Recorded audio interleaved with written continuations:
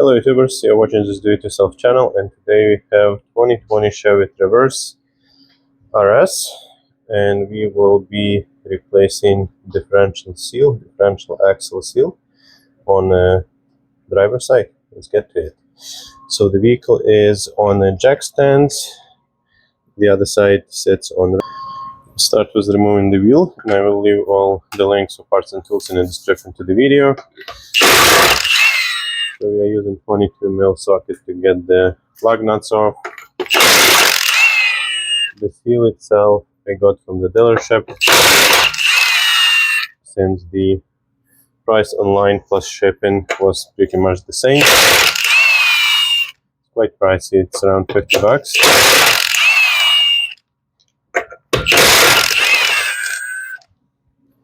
So now we should be good to pull the wheel off.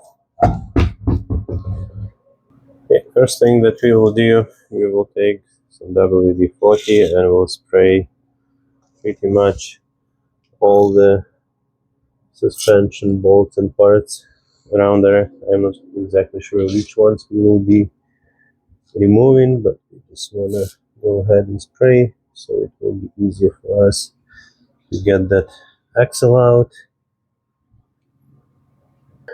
Okay, since we will need to get this wheel knuckle swiveled, we'll need to disconnect this toe arm. We'll need to disconnect the sway bar link. So we will go ahead and start with the wires. So we will pull the ABS sensor out and then the 10mm socket. So this vehicle has 100,000 kilometers on it, not too much, so I was surprised to see that the seal is leaking really badly, but it is what it is.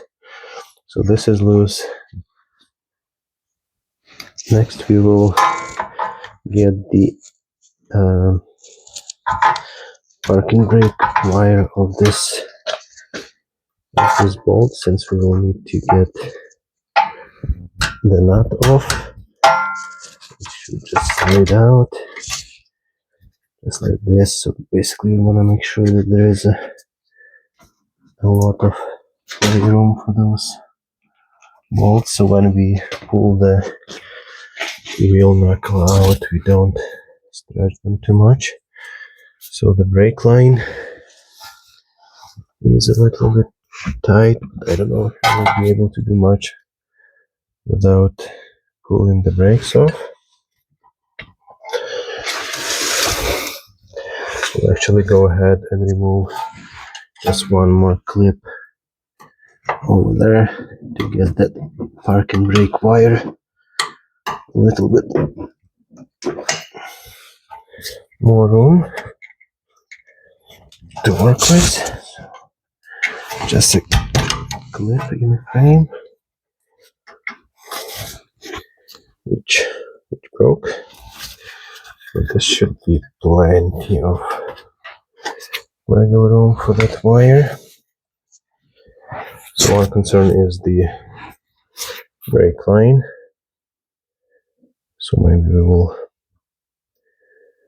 disconnect, remove two caliper bolts and pull entire brake off. Next I will get the axle nut off.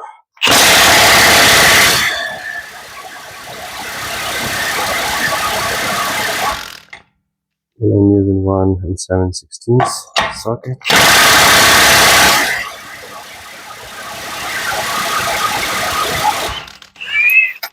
If you don't have impact tools, it's probably a good idea to get it done while it's on the ground. If not, you can always apply brakes. Next we will need to figure out if this axle moves. We'll just take a punch and a hammer.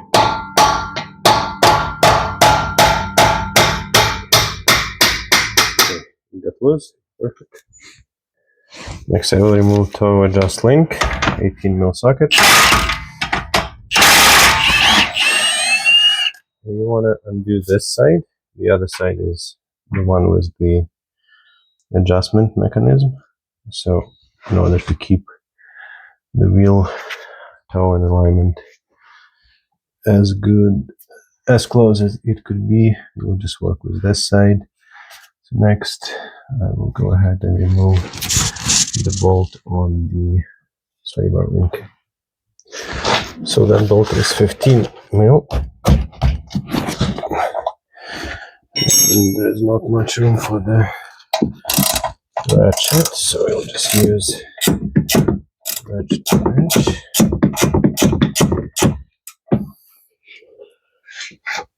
And considering that this wheel is dropped and the other one's still on a jack stand, the sway bar link will be under tension, so we'll get the jack and we'll raise this wheel knuckle up. Okay, now with the jack under the strut, we'll get that removed, and that should release the tension on the sway bar link.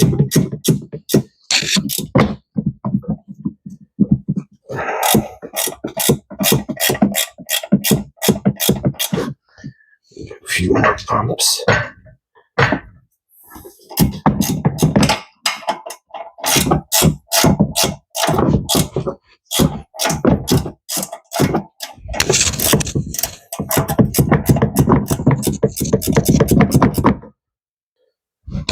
Slightly more room on the left hand side than at the top.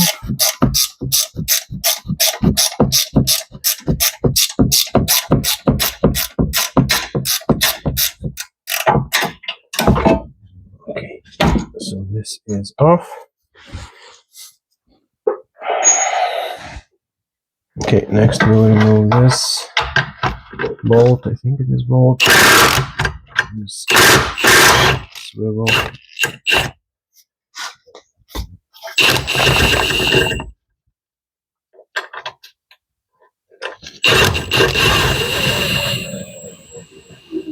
That's a 1-1 bolt.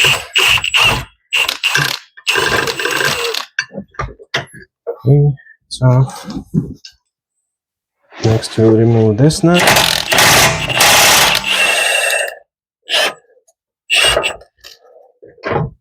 It's spinning. So we'll hold it on the other side.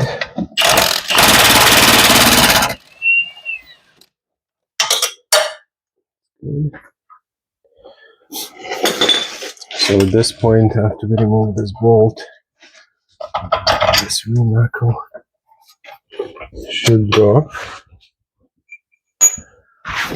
And we need to watch our brake line just to make sure that we don't put too much pressure on it.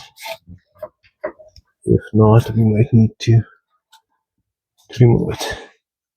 Okay, we'll try with the pry bar, and at this point, just want to make sure that you have a piece of wire handy or a bungee cord, so if it gets loose, you can tighten it down.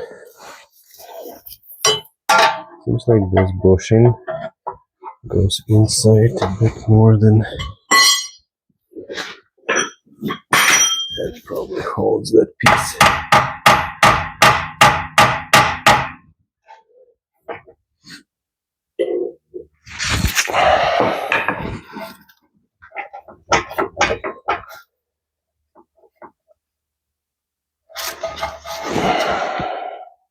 Okay, I have put my pry bar and installed just a few lug nuts, and we'll try to see if that will help to pull it off.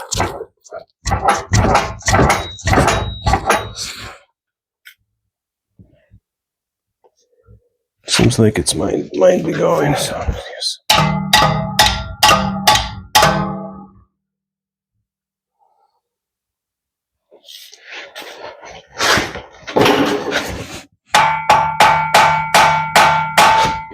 Here we go.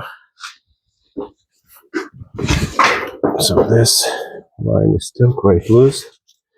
This one is too. Just try to push that axle out while we pull the knuckle down. It's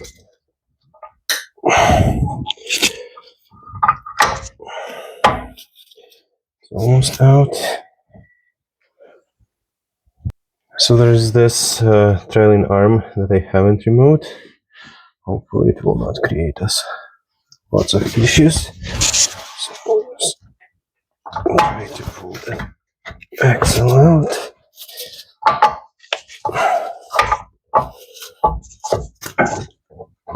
Okay. So the axle is out.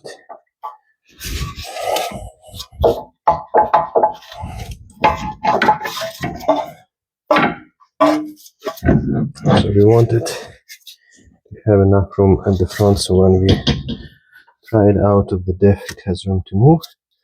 So this works nicely. So here's the axle, here's the diff. You can see it leaks really badly. I just washed it a week ago. So here's also the fill plug and the drain plug. We will cover it in a separate video, how to change the fluid. But at this point, all what we need to do is to get our pry bar over here and give it a really good push. If it doesn't go with the pry bar, then we will need to use some sort of chisel and give it a good hit with the hammer. All it takes is one good hit, but we will try a few things. Right, so hopefully you can see something. So we will try with the pry bar first. And it went out nice and smooth.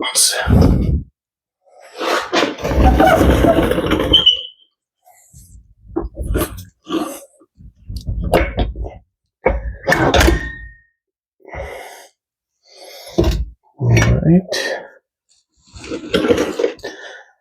So next we will put some paper towel in and wash this area nicely. I will just wash it with the brake clean,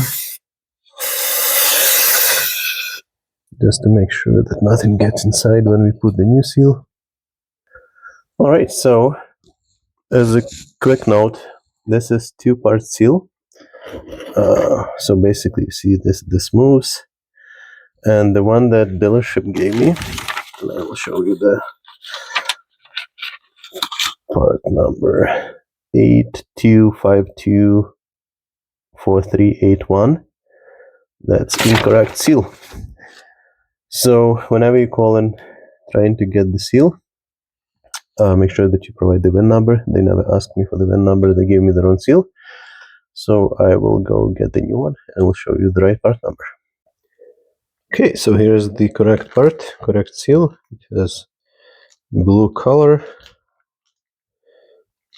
and super expensive, but I will leave you a link in the description to the video. Amazon link, half the price. I paid over 130 bucks Canadians, and on Amazon it's around 60. Same genuine part. Right, so now we'll try to pull the old seal out.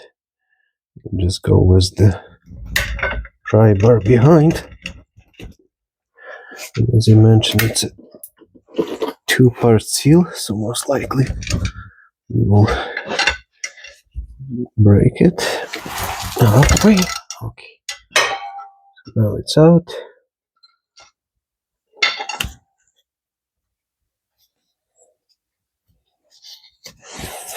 Perfect. Alright, to get the seal in, I'm using a piece of 2-inch ABS pipe. It sits on the seal quite nicely. So we'll get it started.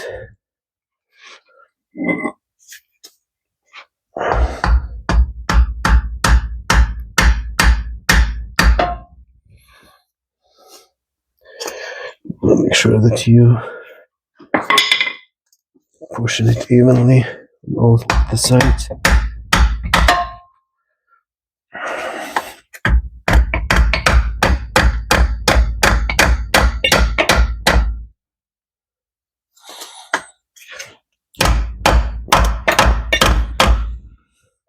And basically we go until this pipe sits flush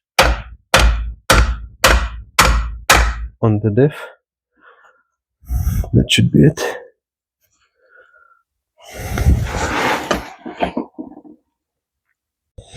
next we'll grab the axle and we'll put it back in. You just want to make sure that you don't damage the seal. Get it in splines where it gets into the diff. Now it's engaged, and most of the time all what you need to do just kind of hammer it with itself. So we'll go outside and push it in. Okay, so we will grab this axle and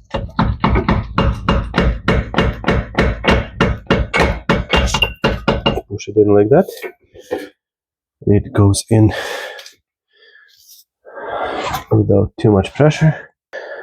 Next I will try to get the axle back in. I want to put some anti-seize on the splines, but first want to get that axle in so we don't need to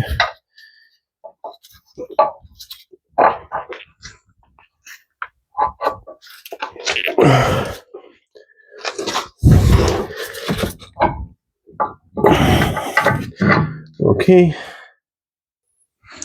so now I'll get some anti-seize on those splines, as it was already a little bit seized when we were pulling it off.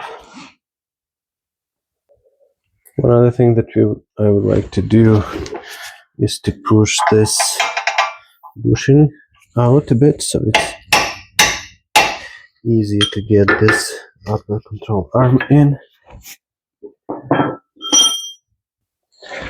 So now we will make sure that the axle is going straight, and we will get the upper control arm attached.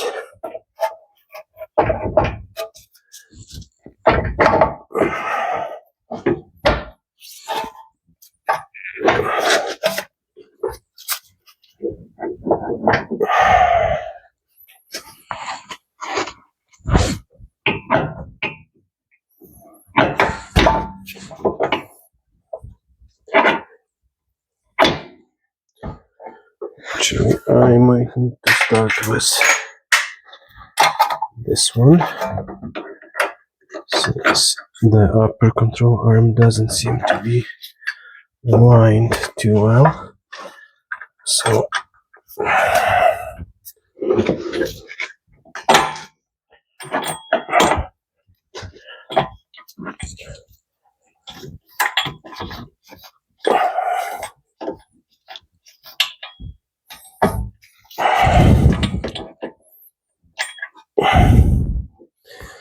okay,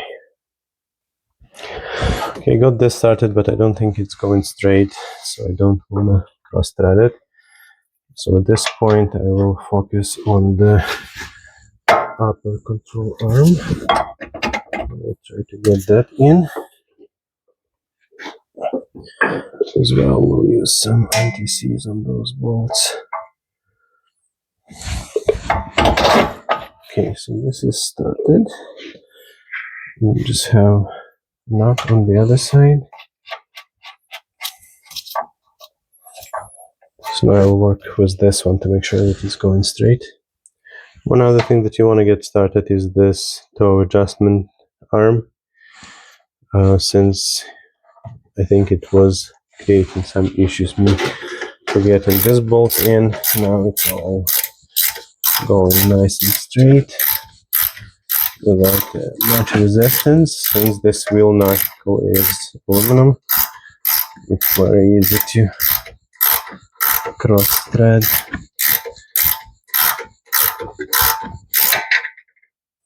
Okay, next we will get this one snug. We don't want them to get too tight yet, because to torque them we will need to make sure that we have enough pressure under this wheel knuckle. So basically those are supposed to be torqued when the vehicle is under its weight, so the suspension is in a certain position. So this sway bar link is at the right spot, so that's a good indicator that the rear side is leveled. So I think we have enough jacked it up on this side, so we can actually go ahead and torque all those bolts. The sway bar link, we can actually get it tight too.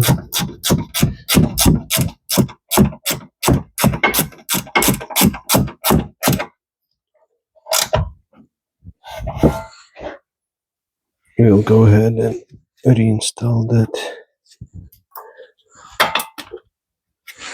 wire harness. This broken clip we will replace with the other one, found quite similar, so we will repurpose a used one. You don't want to attach those wires directly to the frame with zip ties, because they will most likely rip through and you'll have issues. So we are going to use a pin like this. We'll get that fixed this way.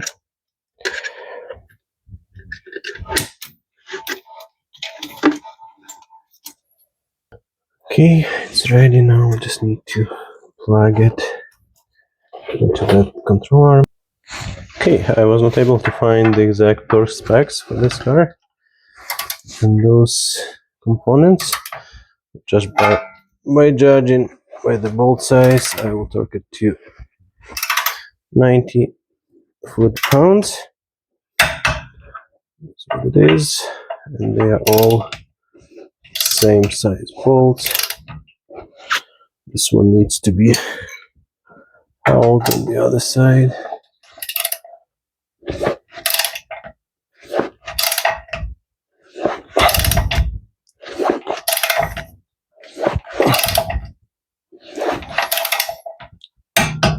It's 90. Right, so over here the socket won't sit properly because there is shock on the way, so I will try to torque it. We'll see if it will go well or not. Actually it went, so all good. Okay, so next we will install the ABS sensor. So we'll put some anti-seize just around there. When they get seized, it's really hard to get them out. You pretty much need to break them to get them out. So we will use this opportunity to put anti-seize. And we'll just get it tight with the small impact.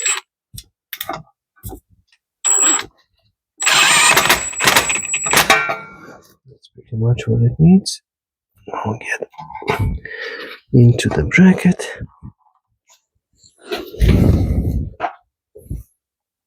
Next we will install the axle nut.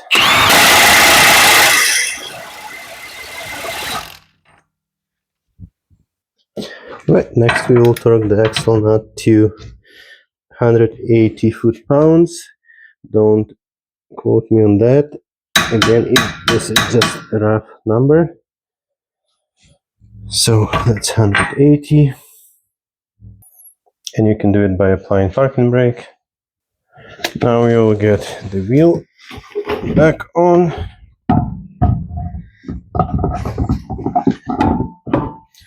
We'll get the lug nut started.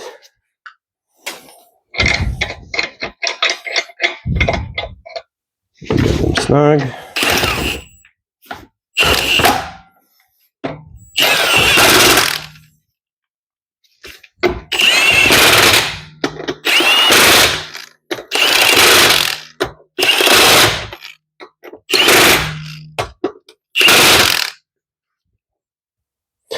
Now we will torque them to 140 foot-pounds.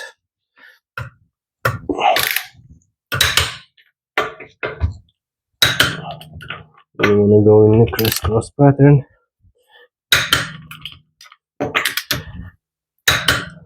So the last step would be to add differential fluid. I will cover it in the next video. We will actually change to the diff fluid completely. So stay tuned. For now, thanks for watching. Like and subscribe. Check links for the parts and tools. And as always, just do it yourself.